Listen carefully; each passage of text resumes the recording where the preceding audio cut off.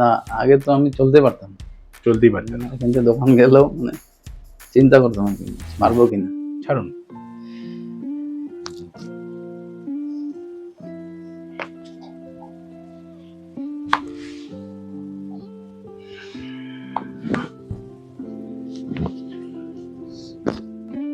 Nomor 7.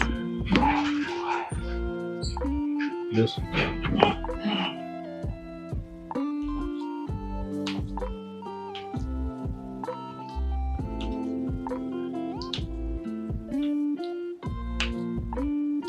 আগে মানে যে প্রবলেম গুলো ছিল, না, আগে তো আমি চলতে পারতাম।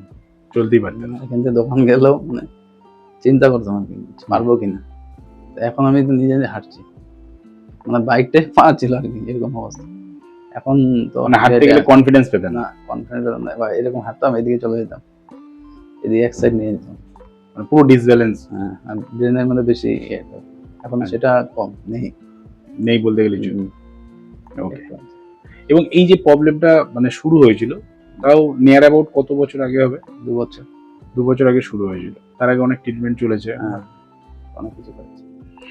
মোটামুটি আপনার যে 100% প্রবলেম ছিল, মানে এই অর্গানাইজেশন জিজ্ঞেস করছে যে কত আপনি মানে কত পার্সেন্টেজ? না, অনেক পার্সেন্ট পেয়েছি। 100 এ কত বলা যেতে পারে? 70% পেয়েছি। 70% রিলিফ। আমি 2 বছর ধরে ভুগছি, তো আজকে 6 দিনে আমি 70% পেয়েছি। ওকে, ঠিক আছে।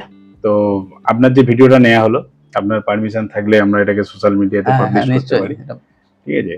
আর থ্যাংক ইউ, সাবধানে থাকুন, ঠিক আছে? এটাই বলবো যে একটু কয়েকটা দিন মেনটেন করুন।